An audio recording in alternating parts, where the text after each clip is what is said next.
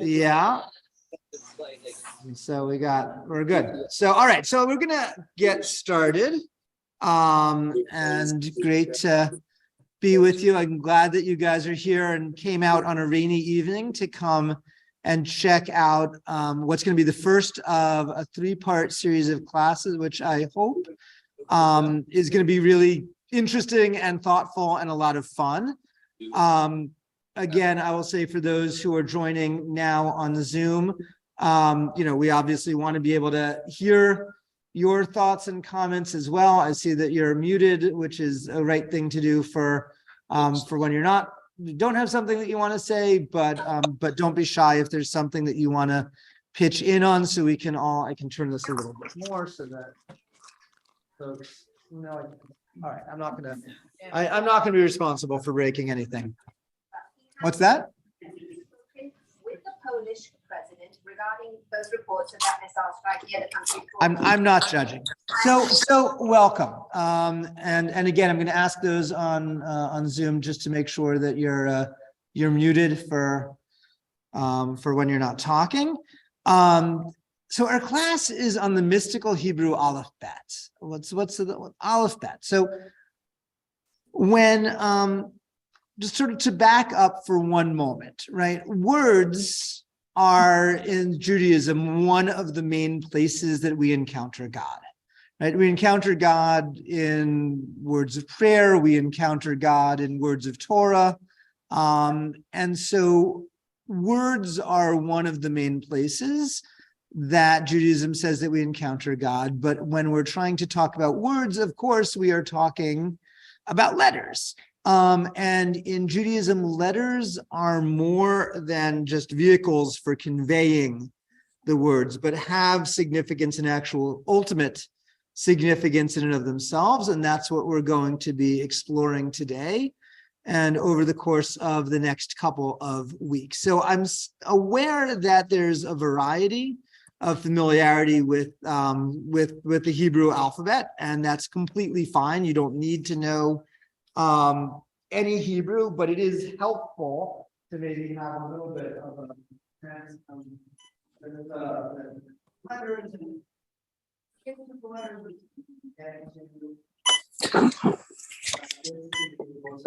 to get out. I don't have it, I'm afraid, for those on Zoom. By the way, on Zoom, can you hear me when I'm over here talking? Yes. I won't really be over there anyway. So for folks on Zoom, if you want to have it for reference, you can certainly Google something with the alphabet just to be able to have that in front of you if that'll be helpful. So in the newsletter piece that I wrote, where I was promoting this class, I talked about the fact that at the very beginning of the Torah, at the very beginning of the book of Genesis, God speaks the world into reality. And right, God looks at the world, God says, let there be light, let there be this, let these things happen. And so for the rabbis, the universe is really made of words. God speaks the world into reality, and those words really form the structure of the universe. But if we're trying to understand the structure of the universe, then we want to, and this is what people have done since the earliest times, sort of try to understand, well, what's the deep nature of that structure? What are the building blocks of that structure? And of course, if we're talking about words, then the building block that we're talking about are letters. So for the rabbis, and when I'm talking about the rabbis, I'm talking really now primarily about kind of the classic ancient rabbis from about the 2nd century before the Common Era up until about the 6th century of the Common Era, trying to understand more about letters and more about the Aleph-Bet was essentially trying to do the same work at some level that particle physicists are doing nowadays, which is trying to break the world down into its smallest constituent elements and understand what is the stuff that actually makes up reality. What is the stuff that the world is comprised of? So I'm going to end up saying that a number of times in a number of different ways, because it's a sort of a complicated idea for us to wrap our head around. And it's a very different understanding of letters and alphabets than we might be used to. So, I mean, what is the origin of an alphabet? Like, why do alphabets exist? To communicate, but I mean, writing. I mean, sort of more at a more basic level, pretty much any scientist will say that verbal communication existed first, right? That before people were writing, people were talking and making sounds. Roger, are you going to say something? The first writing was an accountant? Yeah, Sumerian stuff, and right. Well, although there's stuff earlier that, like cave drawings and things that might have information about hunting or whatever other information. But the point is, right, that humans and even some animals have built into us the capacity for speech and some kind of degree of communication. And then writing is obviously a way of taking that communication and making it, transferable. So, you can communicate with somebody who's not standing directly in earshot, right? If we're doing it by talking, in a pre-internet, pre-Zoom, pre-telephone era, if I want to talk to Stacy has to be standing right there within earshot. But if I can write, then I can sort of take the content of whatever it is I want to communicate, and I can make it portable. I can make it, exists when I'm not right there. So Stacy can see that message, even though I'm not there and understand what I'm trying to say. Laura, go ahead. It is a little magical. Sure. Laura said it transferred. I'll repeat some of the comments because for those online, I know it's tricky to hear. It transfers over not only space, but over time as well. That's right. Because I could write a message down and then somebody could come 2 weeks later and read that. So at some level, what is an alphabet? It's a tool. It's just a tool that humans create to take and sort of in the most standard way now, excuse me, I'm still getting over this a little bit.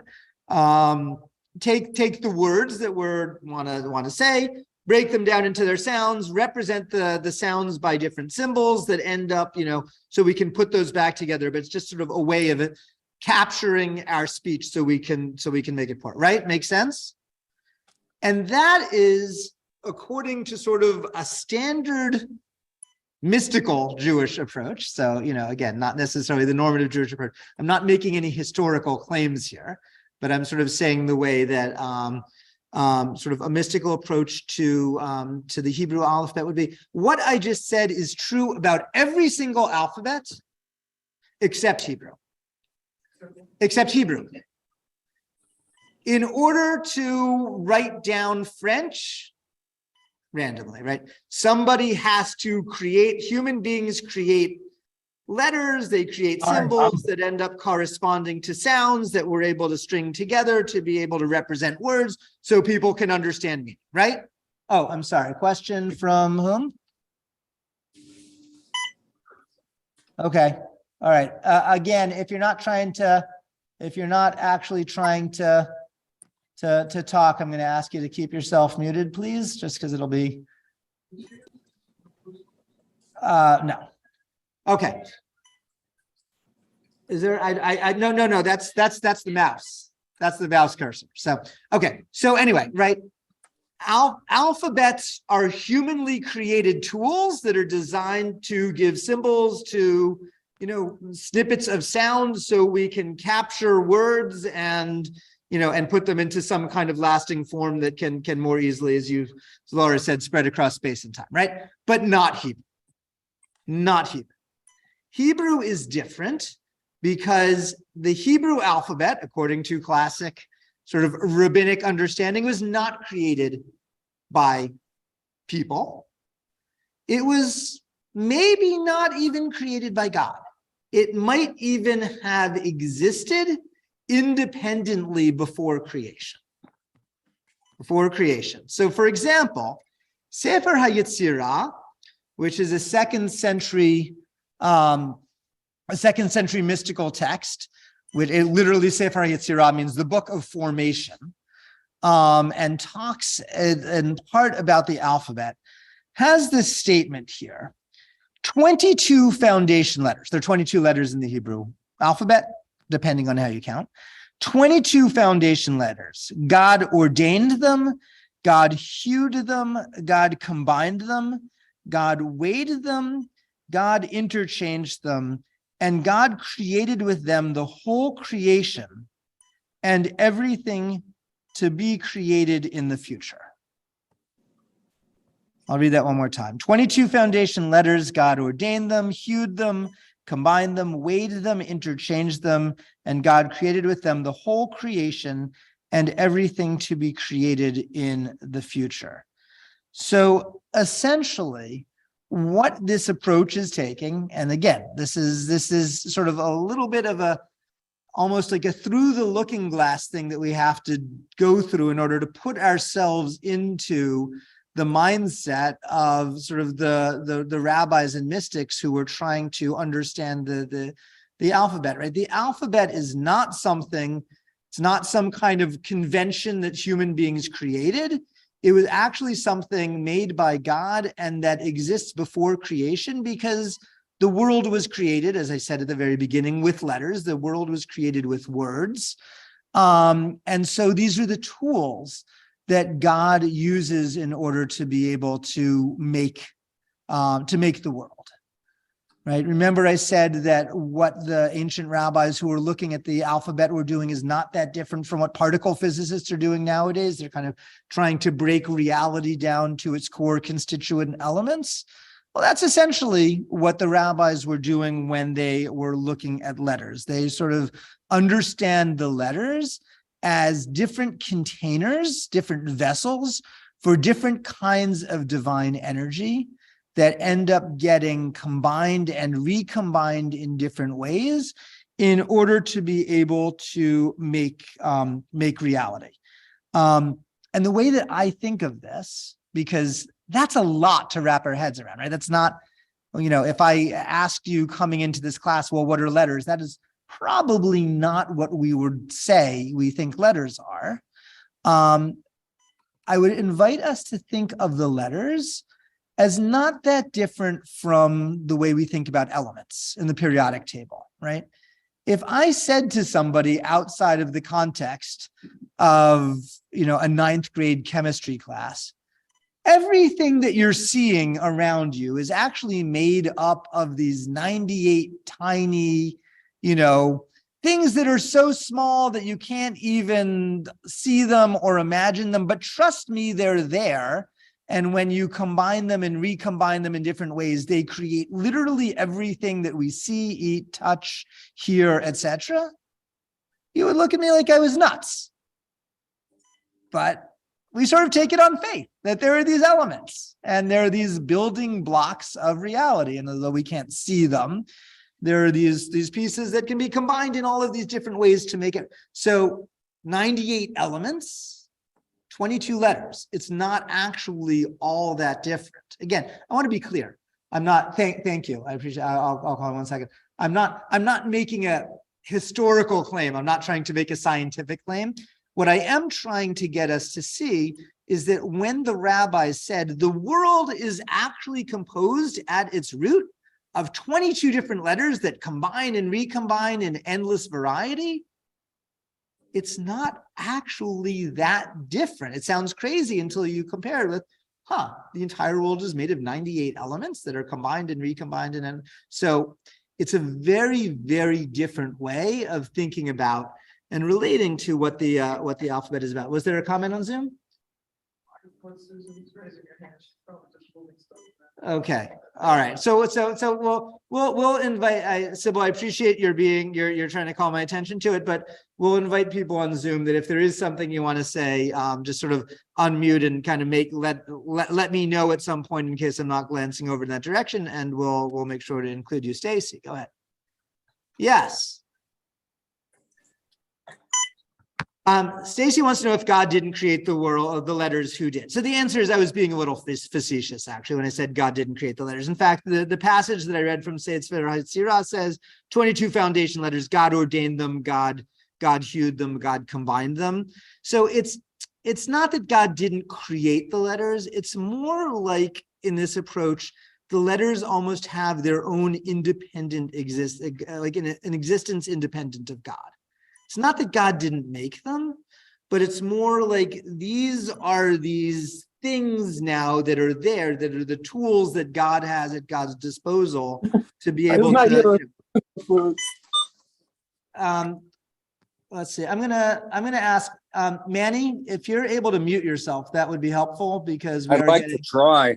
Weird sounds and things that are coming. And Janet, I see your hand. I'll call on you in just one moment. So again, to think about from the point of view of, if you think about a scientist in a lab who's trying to create some new drug, they start taking molecules and they start splicing different molecules together and maybe adjust the molecules. Again, things we can't even imagine, things I literally can't imagine or understand. So it's almost like God doing that according to this conception, that there are these tools, there are these 22 core building blocks of reality that God takes and combines and recombines in all of these amazing ways to fashion everything that exists. But everything that exists is made out of these letters. And I don't know, for me, when I say that, and then Jen, I'll call you in one more second. I don't know if there are any fans of the movie The Matrix here. I loved The Matrix. I'm seeing a couple of nods. So right, there's this idea that people who are inside the Matrix think they're in the real world, but they're not actually in the real world. They're bits of computer code. And then there are a couple of different moments where the film will pull back to the real world and you'll see people just sort of watching sort of lines of code and sort of these arcane characters that are streaming by, characters as in like characters of the alphabet, that are streaming by on screens. And the suggestion is that's what the world that we are in is actually made of, these lines of code, these letters, these symbols. And it's not actually entirely different from that. It is a view that is predicated on the idea of saying the things that we think we see, the world as we think we experience it, isn't the way that it actually exists. It's just the way that we see it. I have more to say about that, but let me stop for a moment. Janet, go ahead. Yeah, no, my question's related to whatever someone there said. Like when God created the world in 6 days. Yes. That was the beginning. So I'm having a little trouble with like these letters existed before the beginning. Yes, the letters existed before the beginning, because the letters are the raw ingredients out of which the beginning is going to be made. So, right, because if God speaks the world into existence, so speech, right, is words. Words are made up of letters. And so again, these are kind of these raw elements that God has as God's disposal, the tools that God is able to use in order to be able to fashion the world. So and again, I want to be clear, everything that I'm saying here is supposed to be a little bit of I did describe this class as mind-blowing, and my hope and goal and intention is that it is, because again, what the rabbis who were playing around with the letters were doing was they really believed that they were trying to get at the deep structure of reality and understand it at a deeper level than the one that we necessarily are used to interacting with. Well, I'll give you another scientific analogy because I find those helpful. Dan said before, oh, there's a table over there, right? And put the brownies on the table. And the brownies went and they sat on the table, which is fine because the brownies are solid and they're on a plate and the table is solid.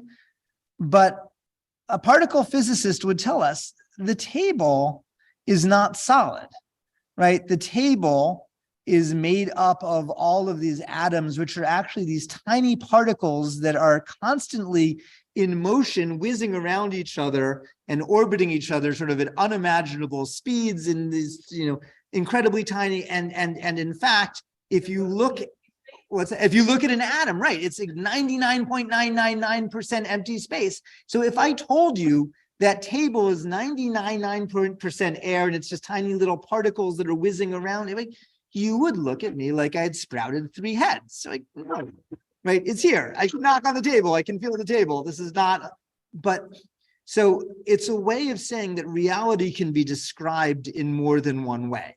Right, there's the way that we experience it. The table is solid, the brownies are on it, I eat the brownie tastes good, right? Then I probably reach for a second, even though I shouldn't. And there goes Mark. Yeah, well, Dan is a good baker. So anyway, that's one way, that's sort of like the prosaic way that we understand reality. A scientist would give you a very different account. It's not saying that the view of reality we have is wrong. It's not saying that the brownies aren't on the table and they don't taste good. But a scientist would sort of try and break it down and say, here's what's actually going on if you could see at a deeper level. So that's what the rabbis are doing with the letters. They're saying, here's the world, here's reality as we experience it, and we function within it and it's fine. But if we really wanted to understand what was going on at a deeper level, or just like a scientist who wants to create a new drug by manipulating molecules, if we want to be able to do something new or make something, what are the elements we need to manipulate? It's those 22 letters. It's those 22 letters. So I want us, and again, I'm going to keep saying it a number of times because it's hard for us to wrap our head around, right? To think of those letters as simply the building blocks of reality, not very different from the way that we might think about elements as sort of the core building blocks of reality.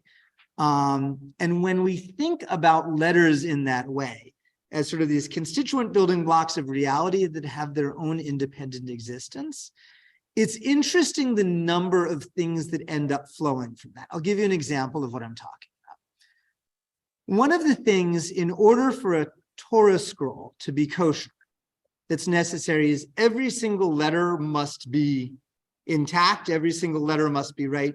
If there is a mistake anywhere in a Torah scroll, or if a Torah, one of the letters is smudged or somehow becomes damaged, the entire Torah is unfit for use. And that, and I know this because we've dealt, since I've come here, we've dealt with repairing 3 Torahs that were not actually kosher, and we took them to a sofer scribe who checked them over and fixed them carefully to make sure that they're kosher. Now we could say that's nuts. I understand. In theory, if let's say the actual passage that I'm reading in front of me has a mistake in it, okay, I get that. That I'm going to make a mistake and I'm going to read it wrong, so that might be a problem. If there's a mistake in the part of the Torah that I'm reading because somebody wrote a letter wrong. But are you kidding me that 63 columns over, there's a lamed that has a little gap in it or something, and that makes the whole Torah unkosher? Right? It's a crazy, crazy, crazy idea. Unless you're looking at it from this perspective where these letters are, in fact, the building blocks of reality.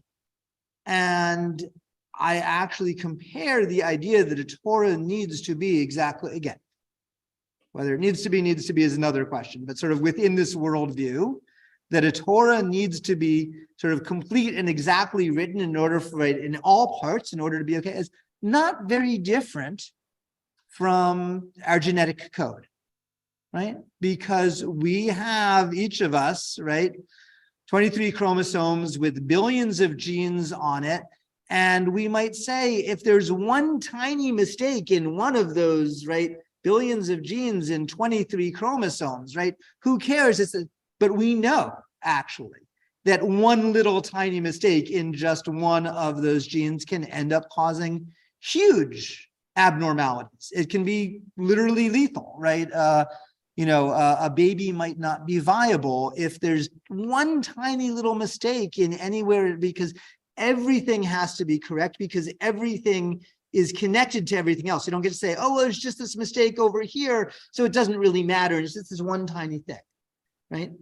So it's not that different from the way that the rabbis would relate to a Torah scroll. It's like one integrated whole that is perfect and has to be absolutely in this form. And if it is, everything works properly. But if there's even one mistake somewhere in it, right, it's just like some kind of genetic defect in a person, which, as we know, could end up having enormous consequences. So, for me, when I think about this material, because it's sort of so crazy, and I say the world is made of letters and the Torah has to be 100%. It sounds crazy until I sort of start putting it into scientific analogies, and we realize that, like, we accept these things. We accept the world is made up of 98 letters, of 98 elements. We accept that, again, even if we don't think of it this way, that, the table is basically tiny little particles that are mostly air whizzing around each other, and that people have all of these genes that have to be exactly right, and that if one of them is even a little bit wrong, right, then the whole organism can end up being flawed. So for the rabbis, where these letters were kind of bearers of divine energy and truth, we can sort of begin to wrap our mind a little bit around the idea that if there's something wrong with one of those letters, let's say in a Torah scroll, then the whole thing is no good. But we can also imagine that we could begin to unlock something about the secrets, the nature of the universe, if we can start breaking things down and understanding the letters and understanding what they're about. So I want to pause. Again, I've been talking an awful lot, and I've been throwing out a bunch of stuff. What am I crazy? Did I just miss taking my medication? What do we make of this?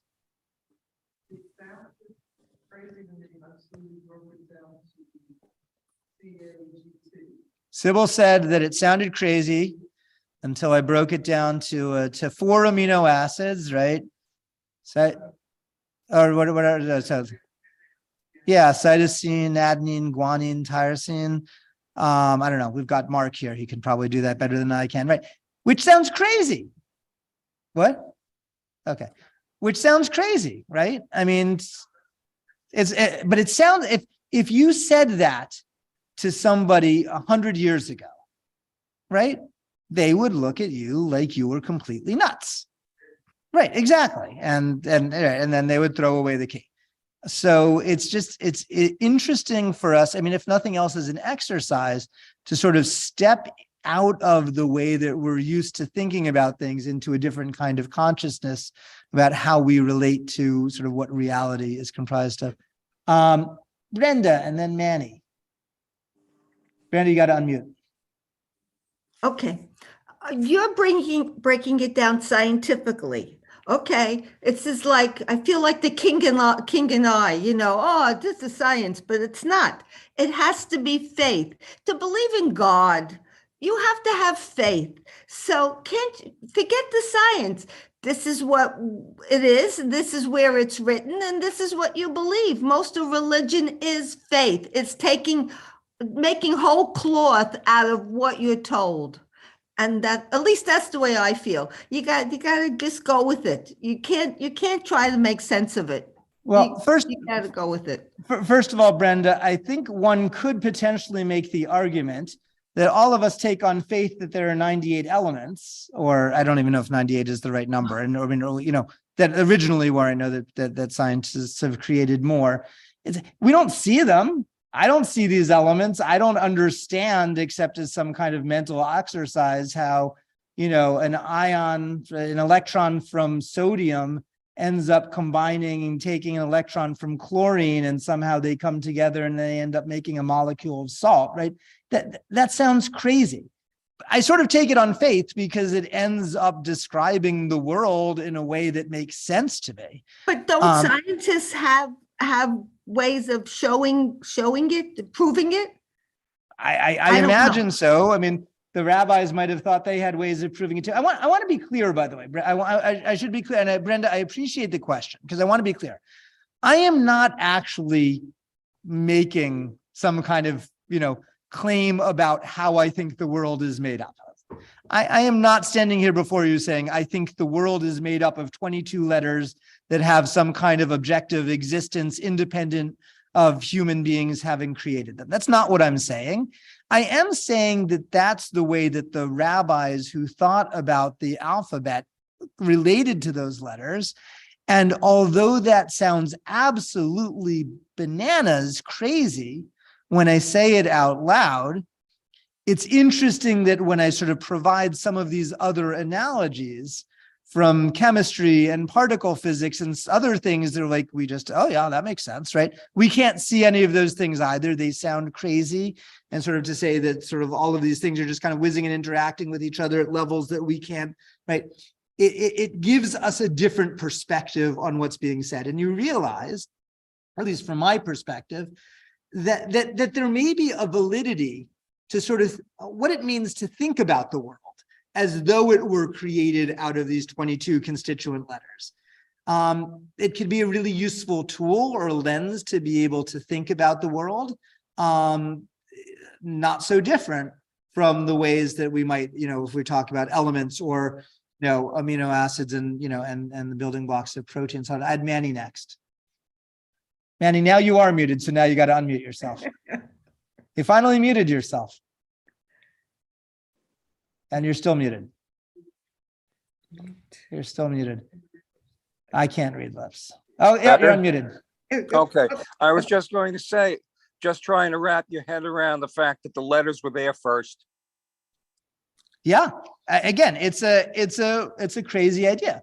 But again, if you asked some kind of, if you asked a biologist would say before life existed, there were these different molecules that end up forming, that end up forming life, and how you go from some kind of inert molecule, some kind of, carbon-based whatever, to actually something that's alive. I can't wrap my head around that. I mean, I don't know how many people can wrap their heads around that. And of course, you could break the molecules down further and say they're made up of different, the different atoms, the different elements. There's 6 carbons, there are this many hydrogens, there are this many oxygens. Somehow that becomes life. So it doesn't, when you say it that way, it doesn't sound all that much crazier than saying there are like these 22 letters that end up being the building blocks of reality. Sharon.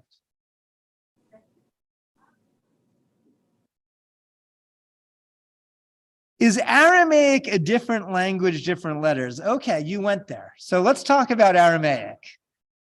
I actually was particular in the handout that I gave you guys, which is which is something that I was trying to think about. So if we're talking about the letters, right, and 22 letters, it's worth pointing out that we know that the Hebrew letters that we have today, the way they're written, did not always look the way that they're written right now. And if you look on again, my apologies for the people on Zoom, again, you could end up looking for what would end up being called, what is it called? Paleo-Hebrew or Proto-Hebrew. I forget what the actual term is. Paleo-Hebrew. So if for those of you on the sheets here, if you're looking down column 2, you see the Aleph-Bet, the way that we're used to it. If you look down column 5, where it says ancient script, you see the older forms of how Hebrew used to be written.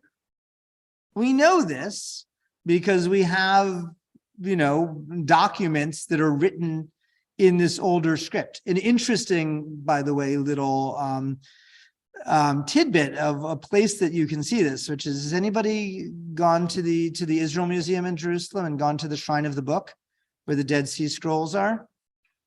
Dead Sea Scrolls from the Qumran community, dated somewhere probably to the 1st century of the Common Era, but maybe going back into the 1st century before the Common Era, right? They're written in Hebrew the way that we know it, but every time in the Dead Sea Scrolls, God's name is written, Yud He Vav He.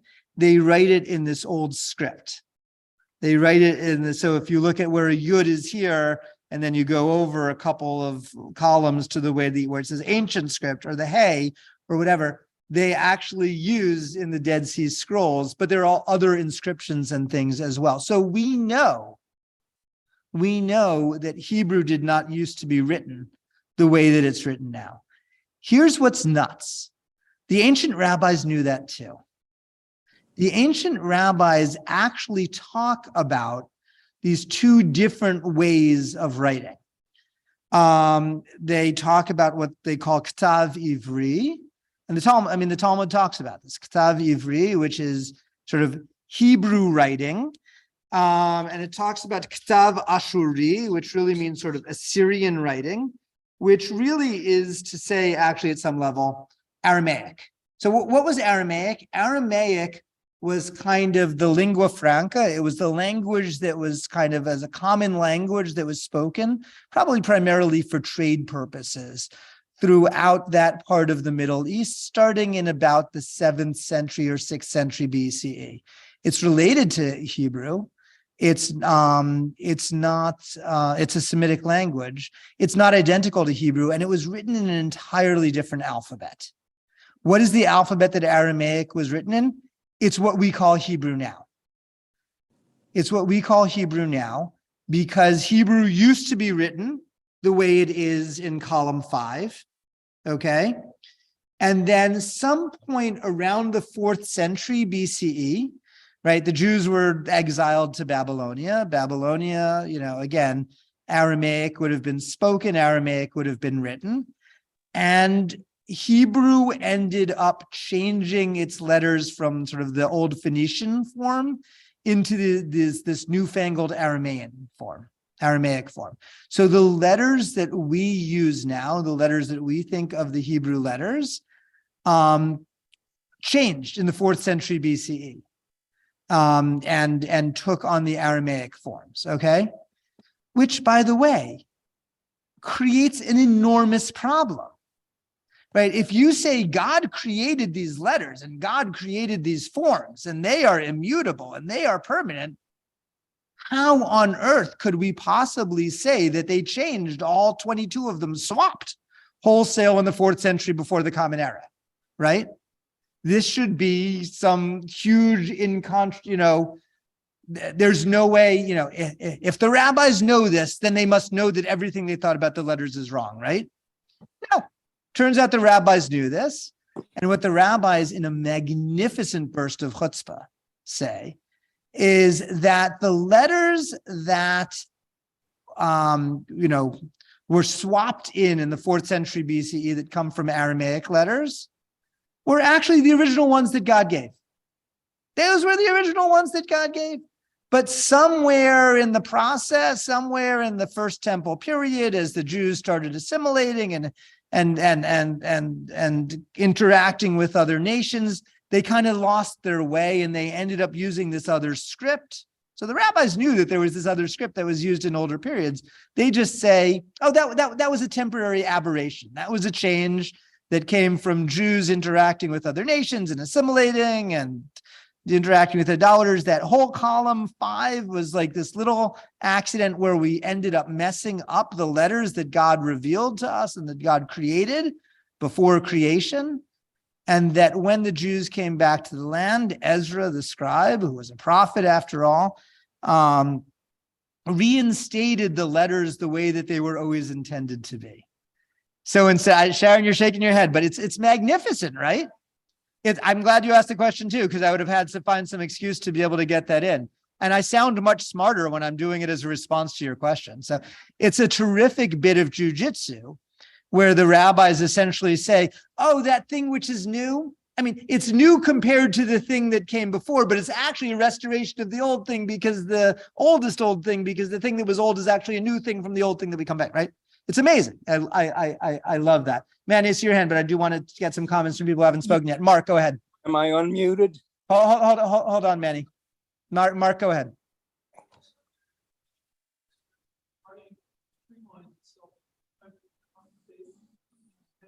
Who?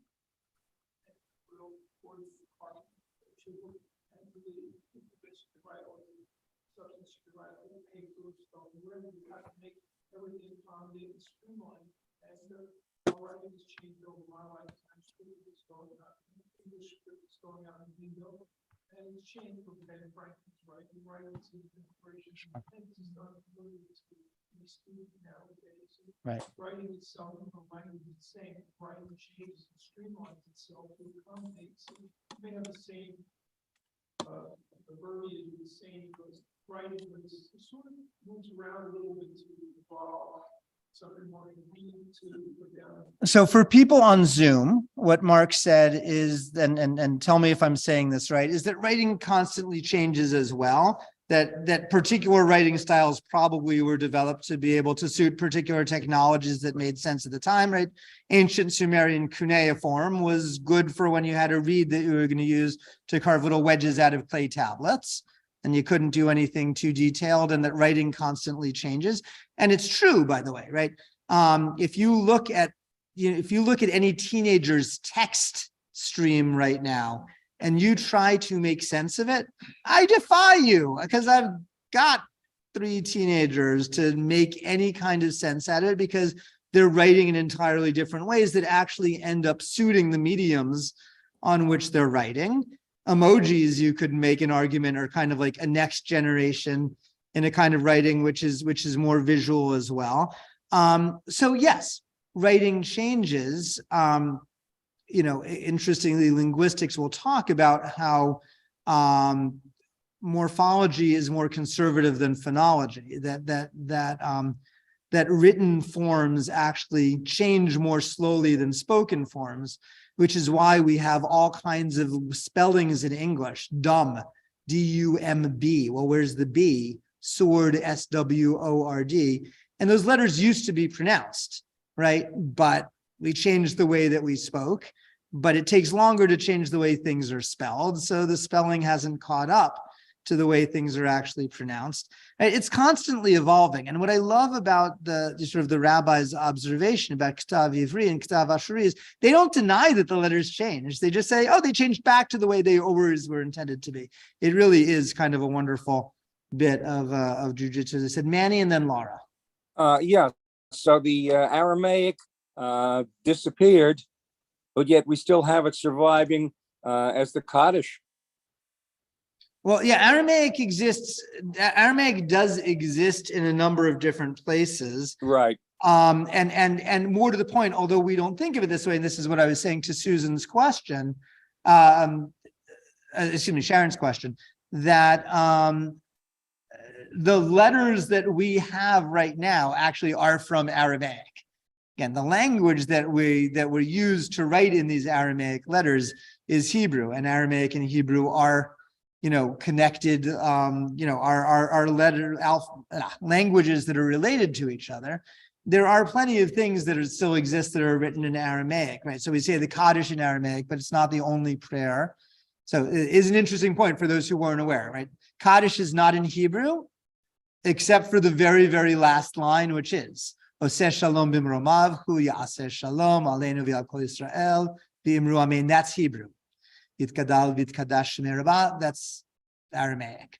There are other things that sort of traditionally were, and in some cases still are, written in Aramaic, and the Talmud was written down in Aramaic because that was the language the Jews knew at the time. By the time we get to the 4th or 5th century, Jews weren't very good at Hebrew. It's not even clear that Jews were that good at Hebrew necessarily, around the time of the destruction of the first temple. Hebrew might have been sort of a religious language or a literary language, but it doesn't seem to be the language that was probably spoken in the streets. So, Laura, go ahead. Yes. I have to look at the letters here, all of the Zoom folks, and if you look at this thing, Yes. and you look at the Yud in the ancient script, they're very similar. So Laura is observing that if you look at the ancient script, that the Yud and the Hey look very similar. Yeah, and that is absolutely true. We can see it in our sheets for those. Hey is the 5th letter, so that's order 5. Yud is the 10th letter, order 10. The hey and the yud do look very similar. We will talk about similarities of letters in, before too long. So we will, but that's more true in the ancient script than what we have in contemporary. Which are prettier?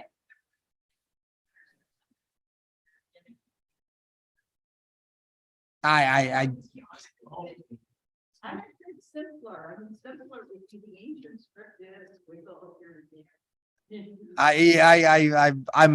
I don't feel like I'm qualified to offer an opinion on that one, but were there other comments or questions before we move on? Okay. So talking about letters sort of as a general concept, I'm sorry, we tried getting some heat on it. It is warmer than it was when Laura and Roger were sitting here, but it's not maybe as warm as it ideally would be. So we've been talking about letters kind of in very general terms. Let's start talking about letters a little bit more specifically, because I was just kind of trying to introduce us and get us into the mindset of the way that the rabbis talked about letters and the alphabet in general term, but they have a lot to say about the specific letters. So let's take a look at some letters.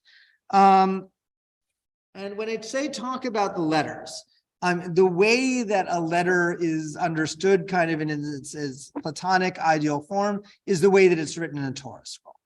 By the way, Torah letters are written slightly differently in different Torah scrolls, depending on if you're Ashkenazi, if you're Sephardi, if you're Hasidic, but basically they are the same. So I want to start with, if we're going to start somewhere, an Aleph, which looks like it's coming out okay on the Zoom for people to be able to see. Unfortunately, we've got a little bit of an issue, as Roger knows, with the pad not quite staying up the way that it should. So I'll keep this up for a little bit, but then at some point I'm probably going to let it go so I can wave my arms around a little bit more. So let's talk about the Aleph. What can you guys tell me about the Aleph? Here's an Aleph, as written in the Torah. So Laura says that she feels like there are two yuds in this Aleph. Does everybody see what Laura's talking about? There's a yud here, and there's a yud there. So yeah, what do we do with that?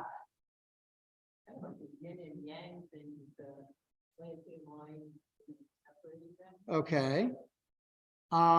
Yes. So in fact, this is exactly what sort of the mystical tradition has to say about the Aleph. It will say that we actually do have that an Aleph is made of a yud and a yud and a vav. Okay, a yud and a yud and a vav. This, by the way, I should just point out, Laura just leapt us into, like, the advanced whatever, right? Remember I talked about particle physics and like imagine that the world is made up of atoms. Well, in theory, you could break atoms even down into their constituent particles. You could talk about neutrons and protons and electrons, right? So if you do have a letter is made of different strokes and different bits. So you could describe an Aleph as two yuds and a vav. Well, what does that do? Sybil's like, I just love your expression. What might it do to imagine? Okay, let's hold that question. We will come back to it, I promise. What are some words? It's like a negative and a negative. It's a negative, that's like they're contradicting each other. So it seems like they're canceling each other out. Okay. Well, the Aleph, first of all, it does not have a sound, right? So they're canceling each other, maybe. So, well, I like that. And I want to be clear, we're not sort of operating in the realm of right or wrong ways of understanding, but I will sort of walk us through a little bit later, sort of what some of the normative mystical ways of understanding what Laura observed, which was a great pickup. All right, and Aleph is the first letter, right? Aleph is the first letter. What sound does it make? Nothing, right? It makes no sound at all, which is interesting because at some level within the sort of the pantheon of Jewish letters, Aleph is like pure energy and pure potential, right? It's that it doesn't have a sound of its own, but it is the energy from which all the other letters flow. In fact, what letter does the Torah begin with? A bet, right? Bereshit, bara Elohim, begins with a bet, which is the second letter.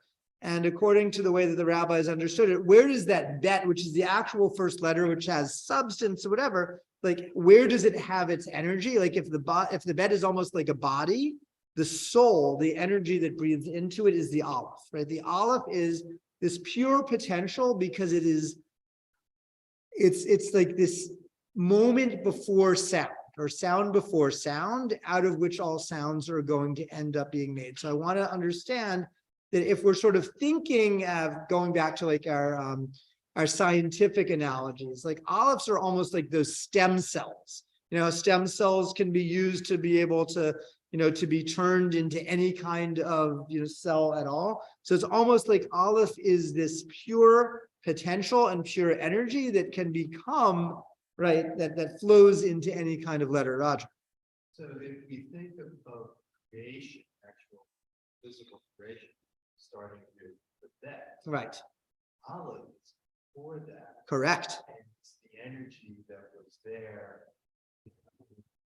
Exactly. So Roger, I could not have said that better. Roger said, if we think of creation as beginning with the bet, then what is the Aleph? The Aleph is sort of the energy that goes into that bet, and it's what do you say? Sort of the potential that was there before, the energy before creation. I mean that's perfect. I mean that is exactly the way that Aleph would be understood, right? It can't be contained, right? Bet is already sort of concrete, and it's a sound, and it's a whatever. Aleph is sort of just this more amorphous and sort of pure potential energy. Dan, were you going to say something? Say that in terms of your production of speech, it's probably the last sound, right? Huh. So an Aleph is.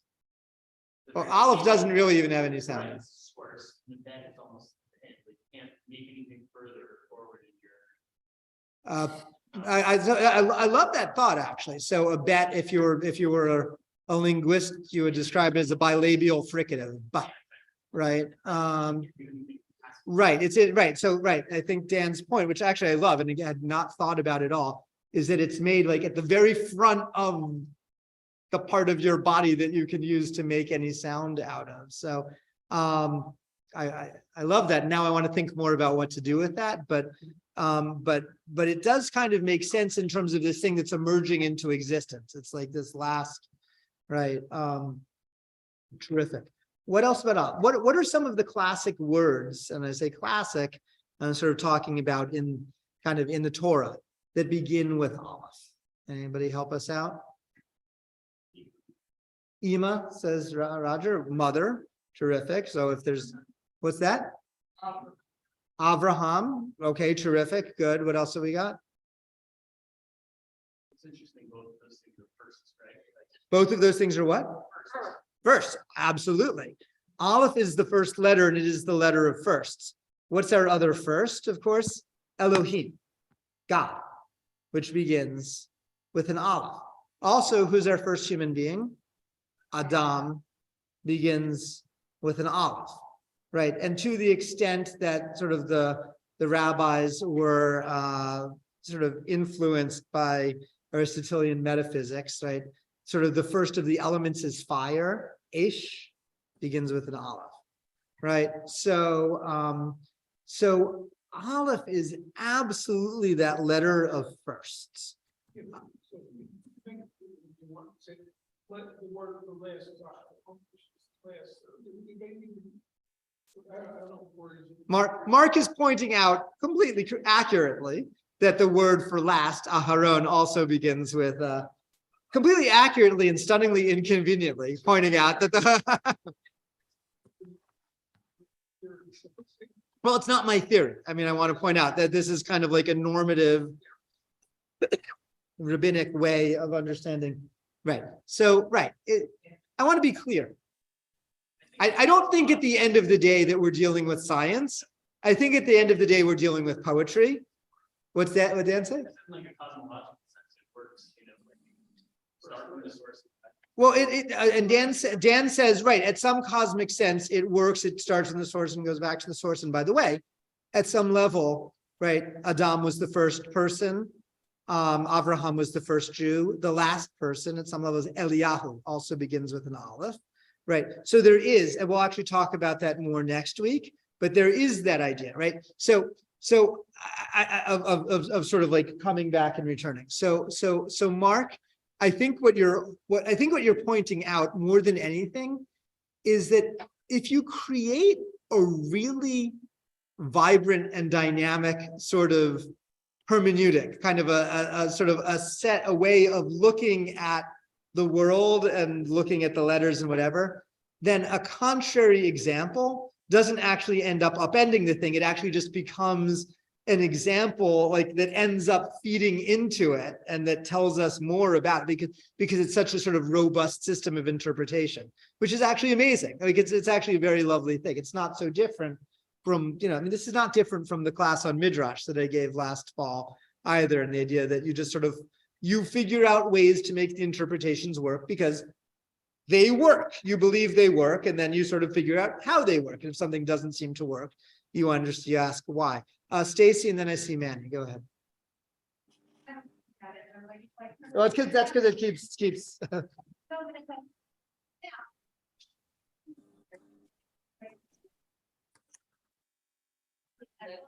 So I'm sorry. So what did you say?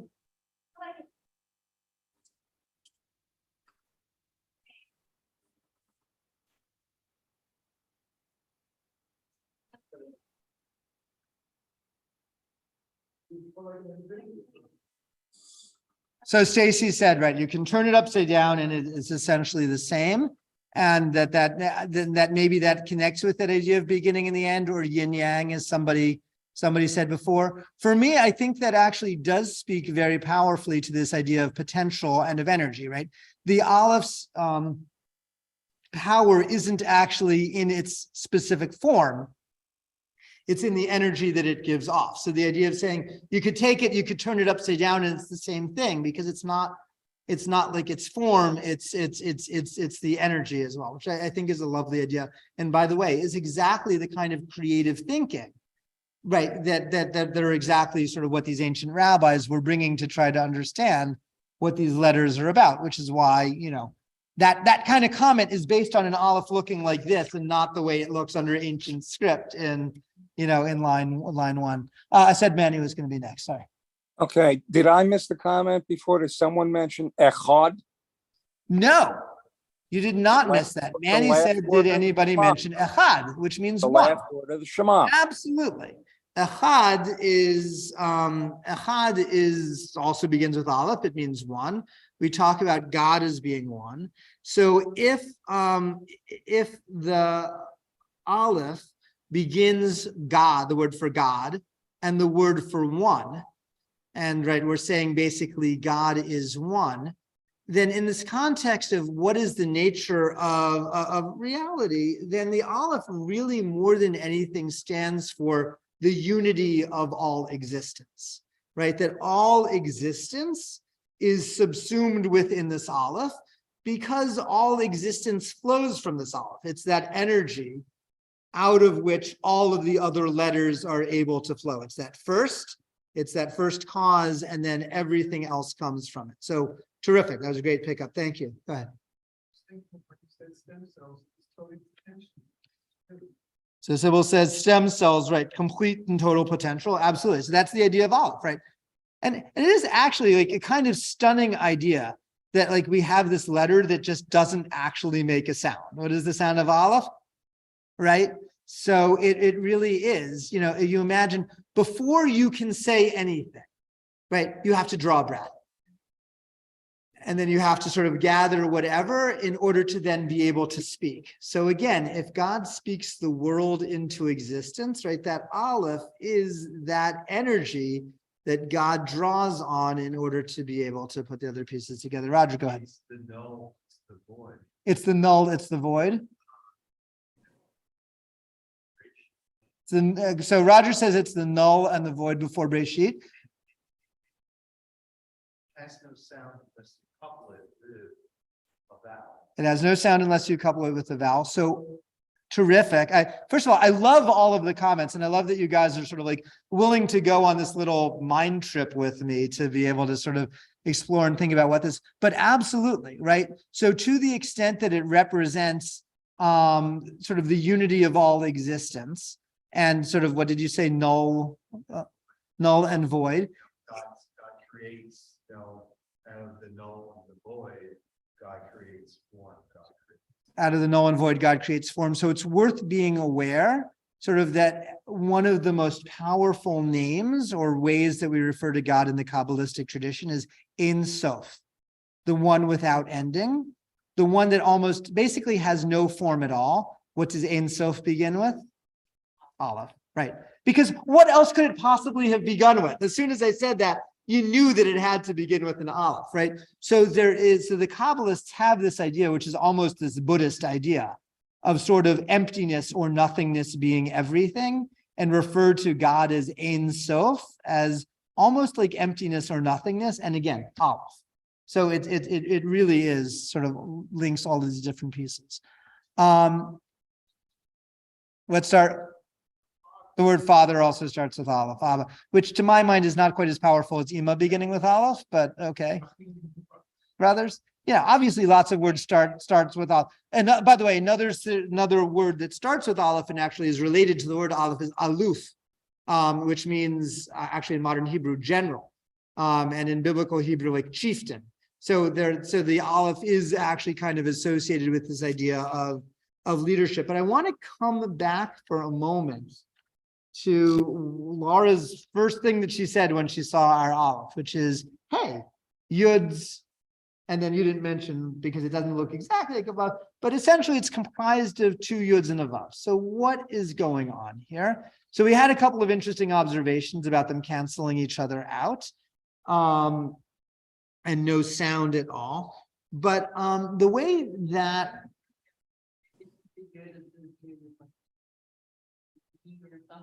isn't the Yud associated with what? Well, really,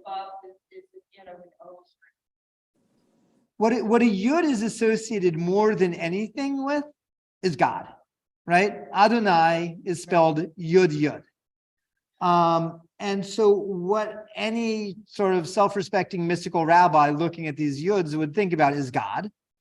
And in fact says that this Yud, this upper Yud is God, and this lower Yud is human beings created in divine image.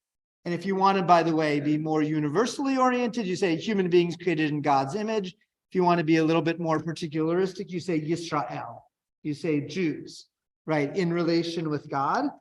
And there's this idea that, I'm just going to say human beings because I actually think it's a more accurate rendition of what's going on, that sort of human beings in God's image are this kind of imperfect reflection of God that are joined by this Vav. Vav, of course, being a letter of joining. It's a conjunction that means and. But when you read the letter, you go from right to left. So you're going from down to up. So it's almost like saying human beings, in order to reach God, in order to be able to manifest their godly potential, need to work our way up toward God. We need to try to connect our Yud with God's Yud. And by the way, conversely, God's Yud can come down into the world to be able to connect with our Yud. And if you notice, there's a little bit of a chipchak on the top of this Yud that doesn't exist here. God's Yud is always going to be fuller than our Yud. It's, Karen, I see that, just 1 second. So I don't know if those of you on the Zoom can see that the upper Yud has a little bit of a a little bit of a, what do you think? A serif, sure. Okay. So, and by the way, in Hebrew, that little stroke is called kotso shel yod. Kots is the sort of the word for thorn.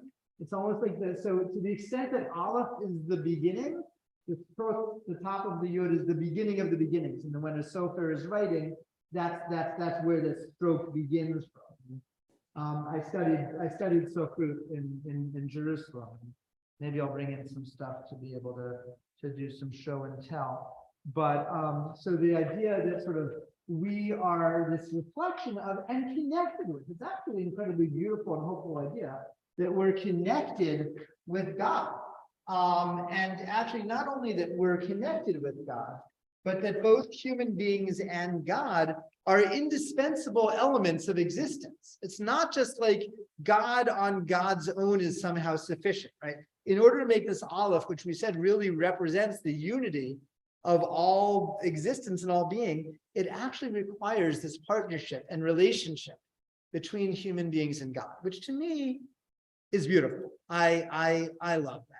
Karen, you had your hand up before, I think. I was just going to say that to expand on what you're saying is I look at the line down the middle as maybe being the division between the physical world and the spiritual world. And oh, you're on to the next letter already. Oh, we'll sorry. get there in a moment. I'll flip the white board. I was just going to say that the top yud is reaching down towards the physical world, and the bottom yud is reaching up towards the spiritual world to connect. Terrific. No, I love that. And again, and remember, keep in mind that a vav is a letter of connection. I mean, not only is it sort of shaped like this kind of channel that goes up and down, but the word vav, letter vav, literally means and. So you can see it is a letter about forming connection. Susan, you're muted. Susan, you're muted. It's also, you could think about it as heaven and the earth. The one on top and the one below. But the other thing I was going to say is man has always tried to explain the natural world. And I love the idea that the rabbis tried to explain the unnatural world, I mean, of letters and writing in a similar way.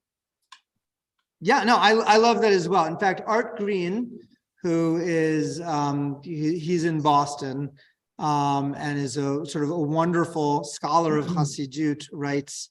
He spoke here a couple of years ago, I believe. He spoke here? I think so. Oh, terrific. Excellent. Right, so one tradition describes reality as a cosmic aleph, a single one composed of two letters yod joined by a vav.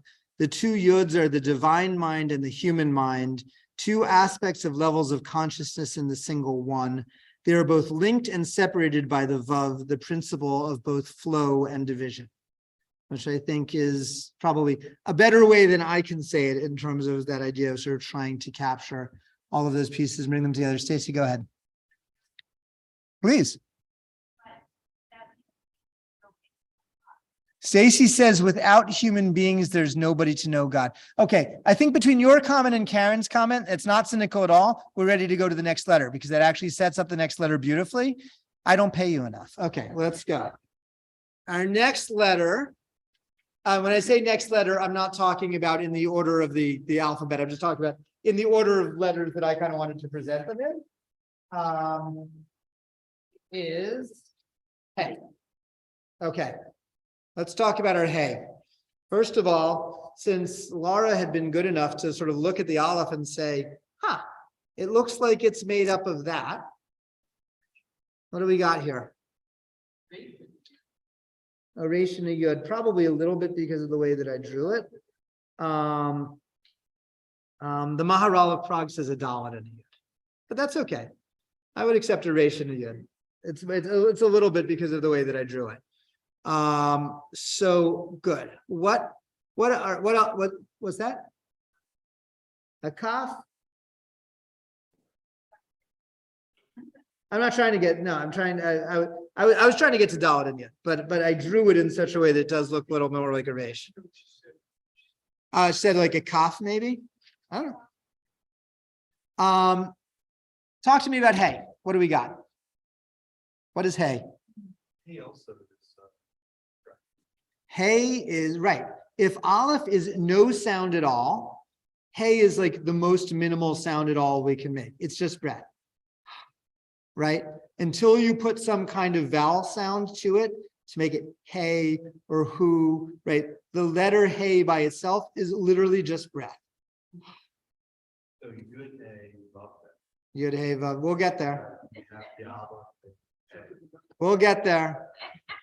Well, I got to give you something to come back for next week, right? Otherwise, if I give away all my secrets this week, it's going to be a very short. Oh, the heat really kicked on all of a sudden. So, right. So if Aleph is the sound before sound, hey is basically the most minimal sound we can make, right? It's the sound of breathing out. So it's kind of going back to what Dan said about the b being kind of like the last sound we could make. The is like the very first sound we can make. It's, you know, it's not inflected by our tongue or our lips or our teeth. It's just breath. So it is like the most ephemeral sound that is actually sound, as opposed to Aleph, which of course is not even sound at all. Roger. it's also last It's the last sound, meaning what? terms of anything that you could say, it ends with The last sound. ah. Well, no, because you could end with what's called in linguistics terms a stop. And stop is an example of a stop. That P at the end, stop, right? You cut the breath off in order to form the sound. But I'll tell you what, I'll tell you where I'll give it to you, right? If you think about a human being at the end of life breathing out their last breath, right? That's going to be that end. That the last sound any of us will make is going to be a hey. Every single one of us. Sorry, I didn't mean to get morbid there, but other things about hey.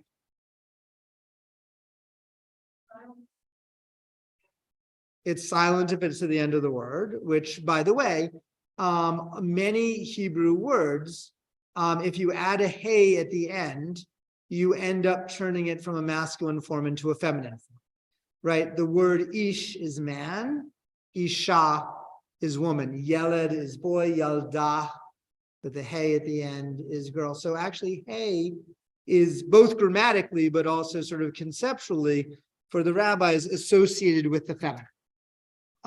Which is also kind of an interesting thing to be able to be aware of, right? It's a feminine suffix, and in that sense, if we're talking about Kabbalah and we're talking about elements of God, the form of the aspect of God that's most closely related to the feminine is Shekhinah, right? God's presence, which ends in that hey. And sort of is this idea of feminine. So you can almost think of hey with the space and then sort of space inside as a womb, right? There's this kind of space in the center that's being held to allow things to be able to come out. What else do we have for hey? I'll take words from hey. What? Hayahoveh, right? These are both forms of the word to be, being. What? Yehiyah begins with a yud, but yeah, they're all right. It's that same root, haya. So, right, being, havaya is being, begins with a hey, right? So if I understand you correctly, the hey is a transformative letter. So Roger's saying the hey is a transformative letter. How so?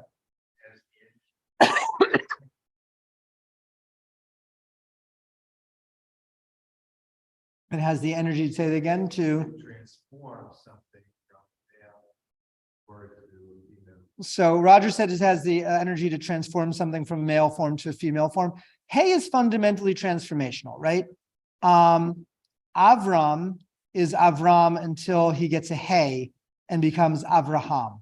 Sarai gets a hey and becomes Sarah, right? So there is something about that hey, which is transformational, and that makes sense in the sense that hey, to the extent that hey is a letter that's connected with God, and maybe that feminine side is that sort of that creative side that adds something new as well, that births new possibilities. So there's something about that encounter with God that is transformational and that marks us and turns Avram into Avraham and Sarai into Sarah. So absolutely, Sharon. Hallelujah, said Sharon, begins and ends with hey, absolutely. The Yah part of hallelujah, of course, being a part of God's name. Instead of spelling out the full Yud Hey Vav Hey, you just have the Yud Hey, which is a sort of another form of God's name. The Hallel part is praise, right? Hallelujah literally means praise God. So if we say that the breath of all living beings is God's praise, Nishmat Kol Chai Tivarech et Shimcha, right? So what is that breath of all? It's literally that hey, right? So essentially, praise is taking breath that God has breathed into us and returning it to God in the form of sound, in the form of words, in the form of acknowledgement and appreciation.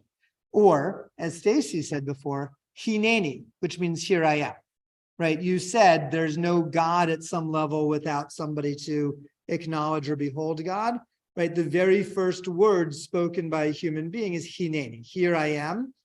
And what's interesting, which begins with a hey, and what's interesting is to realize that hey, that Hineni is an acknowledgement of a God who calls to us, because by virtue of saying here I am, it implies there's a speaker that is being, a listener that is being addressed, right? So that is a word of relationship in and of itself. Matt, you were waiting patiently. I was going to ask, and I might be incorrect in this, but my understanding is in the Torah, the hey, when added to the end of a word, is used similarly, like in modern Hebrew, the lamed added at the beginning of a word, meaning to someplace. Is that correct? Matt is saying that a hey can be added to the end of a word in order to be able to indicate direction. That's true in biblical Hebrew, absolutely. Even in modern Hebrew, bayit is house, habaita means homeward, right, toward the house.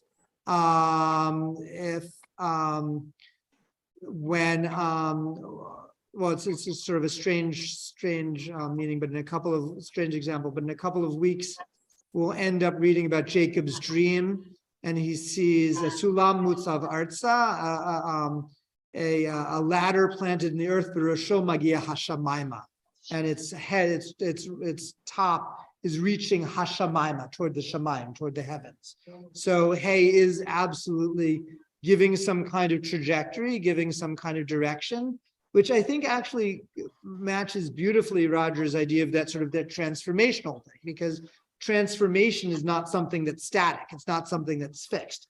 It always has to involve moving in some kind of direction. So I hadn't thought about that at all, but I love that idea of connecting sort of the transformational aspect of hey to that directional aspect of hey. And to the extent that hey is also a letter associated with God, what is that direction that we are charting for ourselves? What's the trajectory? It's toward God. God. Good. What else? Stacey, go ahead. I'm sorry, breath is.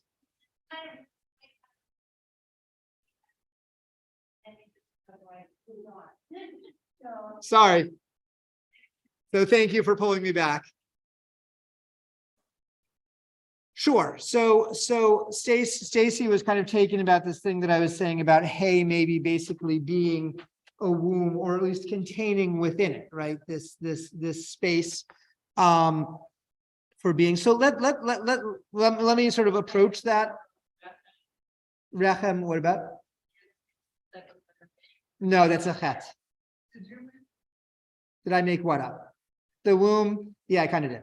That which is why I don't have as good stuff to say about it as the other, because I was looking at it and I was like, it's not as grounded as some of that. So let's think about it through this way. Remember I said that maybe the hey, at least the Maharal of Prague says, is made up of a Dalid and a Yud.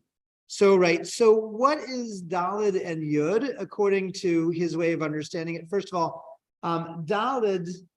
And this is a piece you're just going to have to take my word for. But Dalet is the fourth letter. You don't have to take my word for that part. You can see it on the chart. And in in sort of rabbinic thought, in rabbinic legal thought, the number 4 is very significant in terms of sort of charting out a minimal amount, right? A person's personal space is what's called daled amot, 4 cubits, is what's considered somebody's personal space. So you're in your own space if you're within your daled amot. If you get more than 4 cubits from somebody, you're in their personal space. By the way, what is a cubit? A cubit's about 1.5 feet. So 4 cubits is 6 feet, which means all of us can think about back to when the CDC was first giving their instructions about keeping 6 feet away. It's literally the 4 amot, the 4 daled amot, the 4 cubits that the rabbis were talking about, which I loved. But a daled is made up of a vertical stroke and a horizontal, or I think I did that backwards, horizontal stroke and a vertical stroke. So to that extent, it's sort of limiting the physical world, right? The measurements of the physical world are horizontal and vertical. So you have the horizontal and the vertical that represents the physical, but then you have a yud down here. And the yud, as we'll talk about more next time, represents the spiritual. So really what you have with the hay is the connection of the physical and the spiritual to be able to create one sort of unit. It's almost like the world is neither purely physical, nor is it purely spiritual. In order to actually describe existence, you need to combine the physical and the spiritual elements. So hay actually in its own way stands for a world, stands for the entire world. And in fact, the Talmud says this world was created with the letter Hey, and the world to come was created with the letter Yud, right? The sort of that spiritual. So sort of the Yud is more connected with the purely spiritual. Hey, which combines the physical and the spiritual, is more closely associated with this world. So this world was made with the Hey. The world to come was made with a Yud. And then Sharon, in line with what you said about Yud Hey and Hallelujah, right? There's a fascinating verse in the prophet Isaiah, Kiviyah Hashem Sur Olamim, because God created the world, but in fact the way, because it has God's name twice, Kiviyah Yud Hey Hashem Sur Olamim. God created the worlds, not world, Olam, but Olamim. God created the worlds with Yud and Hey. This world was made with Hey. The world to come was made with Yud. So Hey sort of really represents this world in contrast to Yud, which is the world to come. And by the way, I don't love this reading, by the way. It actually reminds me of an illuminated manuscript that I saw at the Metropolitan Museum many, many years ago when they had an exhibition of manuscripts, and there's sort of all of these monks. It was, a medieval Christian thing about sort of all of these monks who are sort of trying to ascend this ladder to heaven, and they're sort of like like demons swooping around and trying to knock them off the ladder, right? Our sinfulness, right, sort of knocks us off the path to God of ascending. I don't love that image. I really, really don't. But that image sort of does exist here, the rabbis say, with this Hey, in the sense of, right, if this world is the world that we're in, Hey is our world, right? It's very, very easy to fall out the bottom. It's hard if we do it right to sort of have like this sort of narrow path that we need to sort of ascend out the top to be able to make it to Olam Haba, to the world to come. Again, I don't really love that message, but it is interesting to think about. Sybil, go ahead. Is that intimating that there is a heaven? Oh, no, absolutely. Yes, 100%. The Yud is Olam Haba, right? Kiviyah Hashem Sur Olamim. God created the worlds, this world and the world to come, with the Hey and with the Yud. So yes, absolutely. According to a mystical, the mystical framework, or even not necessarily mystical framework, there's absolutely a world to come. And that's kind of this world of pure spirituality. Roger, and then we're actually going to start, because it's getting to be 8:30 and I don't want to lose too much steam. Yeah. Dalet is rooted, right? It's the physical. Yeah. Comes down to the point as if it's stuck in the ground. Okay. Whereas the good is sort of floating.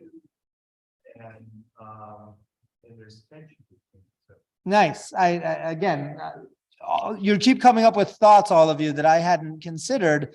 And I like that a lot. Roger said, for those who couldn't hear, right, not only does the Dalid kind of represent that physical aspect, but actually its form, right? The way it's kind of like like it comes to a point, like it's like it needs to be planted and grounded and stuck in something, as opposed to the Yud, which is that spiritual letter, can just kind of like hang out there and sort of, you know, be in midair and just kind of, you know, and it's not connected to anything. So yeah, I love that idea. Other thoughts on the hay? Yeah, Dan. On say, I think it's really cool that everyone, you know, just presenting with this. Yeah. It's like so many people in this room and online are coming up with really profound sort of. Yes. Like, I think it's really cool. Like it points to some sort of. Dan said, for those online, that he thinks it's really amazing that sort of people in this room, you know, just sort of like looking at these letters are able to make these kind of observations and come up with these insights.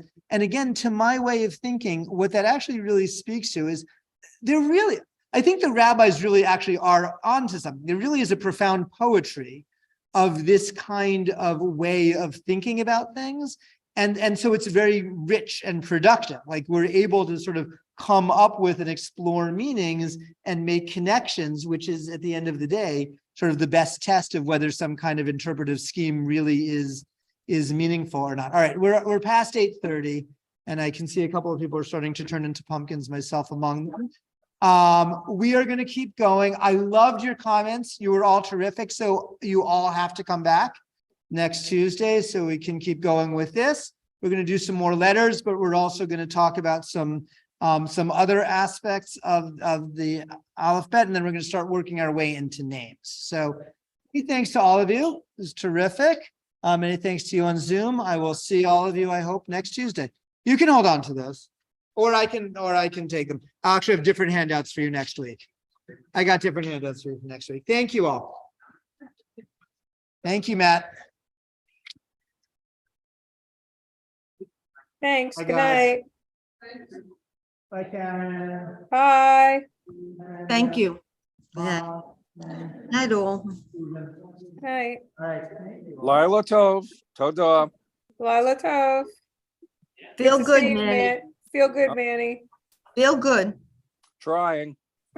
Good.